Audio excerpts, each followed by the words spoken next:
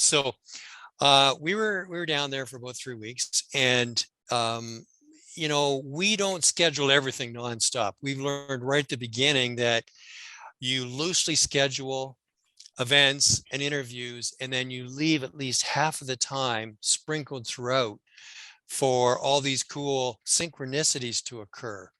And this cool high strangeness.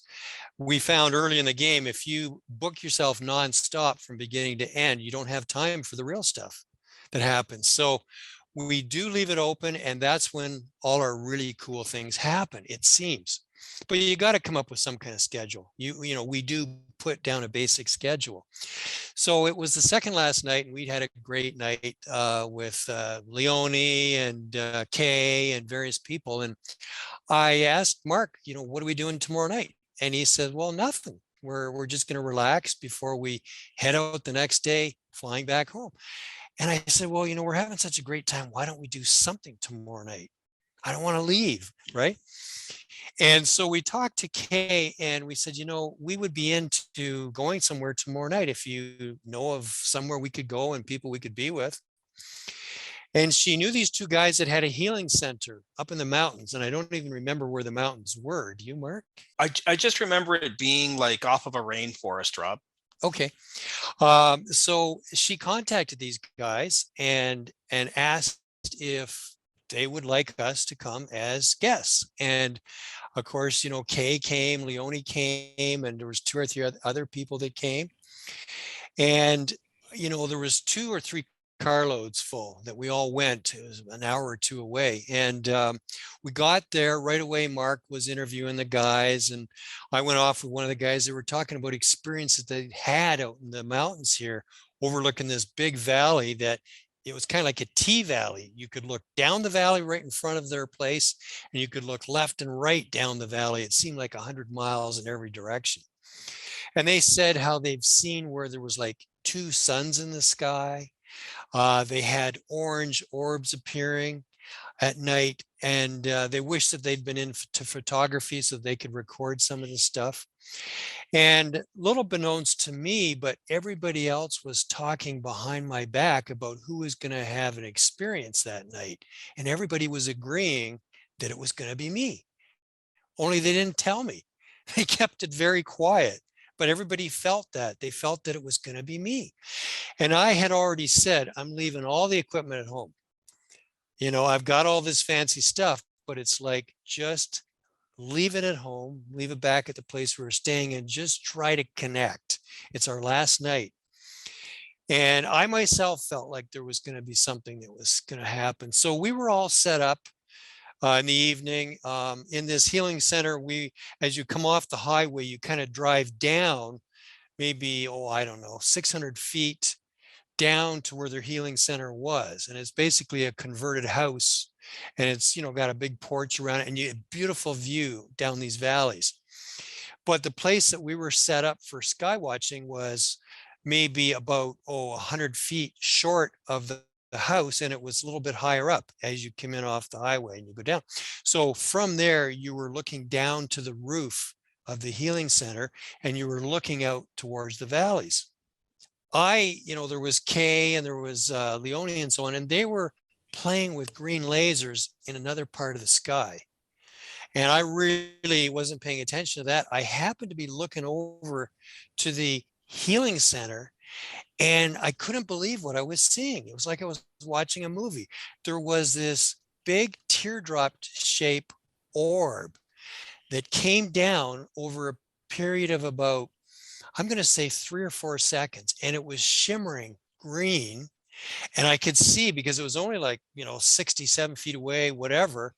But with, your 2 eyes, you've got stereo. And when something's that close, you can see the perspective and the depth of it.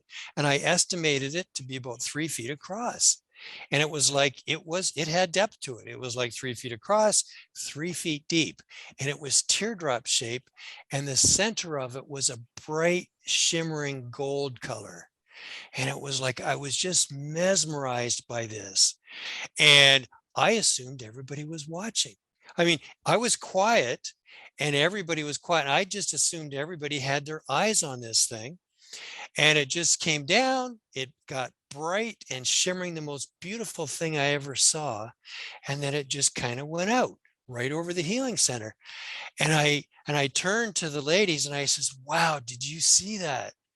And they looked at me and said, see what? I thought, oh my God. They were busy playing with the lasers, you know, doing, you know, connecting the dots with the stars, right? And drawing circles around satellites and all that kind of stuff. And they missed it. But because I was silent. I was being respectful for what I saw. Like it was just so entrancing, the most beautiful thing that I ever saw. And then Mark, he captured me talking about it, and you can just see my eyes glowing. You can just see the radiance because of what I saw. Now there's more to the story, but the guys, when we talked to them the next day, they said that these colors represented love and forgiveness. And Mark, there was the whole story about that blow up doll, the ET doll that the group had given us, and they had signed their names and, you know, nice farewell wishes on it. And they'd handed us this doll. And I was still sleeping in the morning a little bit, and this was all going on in the morning. They decided what to name this blow up doll, and they came up with the name Mozzie, okay, from Ozzy, and it morphed into Mozzie. And when I came out and I heard them talking about Mozzie, I said, what are you guys talking about? And I said, well, we've called the doll Mozzie. And I said, Mozzie, that's my mother's nickname. We've called her Mozzie ever since we were little boys. It came from Mom and eventually morphed into Mozzie. You made my heart pound. You look really excited. Well, I was. Wow. It was the neatest thing I'd ever seen in my whole life. Well, I think that Right was, here. that was their gift to you, because you know this is a service you're doing for the planet, and I think they gifted this to you just to say, look, you know, Keep doing what keep doing what you're doing, and really. And my feeling is they've actually put some kind of quantum injection into this with your experience, and It was so neat. yeah. It was so neat. It didn't go fast. It just kind of dripped. No, it was like it dripped. Oh. That was the feeling that I had. It was like an orb of light, like a teardrop was just dripping. Yeah. It dripped. And when the guys explained to me that my experience was all about love and forgiveness, I says, you know, this is what I feel. When you're saying this doll is Mozzie, I said, this feels like this was my mom, God rest her soul. Because when she passed on, there was unresolved things between us. Okay. And this experience for me was a healing experience. It was like both my mom, God rest her soul, wherever she is, and where I was in the physical plane, it's like both of us are offering love and forgiveness. All is forgiven. And do you know, after that experience, the feelings that I hold in my mom, I hold about my mom within myself are totally different now. You know, it's kind of like I'm at peace and she's at peace. She knows I'm at peace. I know she's at peace. And it was like a healing experience for me. And Mark, I don't know if you have anything more to add around that. It was only a 3-second event, but it changed my life right there on the spot. I mean, that's all I remember is coming to, because I had napped. It was just after 1 in the morning. He was just glowing. I had never seen him in that state.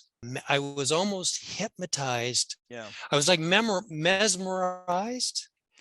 And it just felt like I was totally high. I mean, I don't do drugs, but I can imagine what people feel like. But I just felt that I was high on life. Like I just felt that I was way up here. And it was just a feeling that I still had in the morning. Yeah.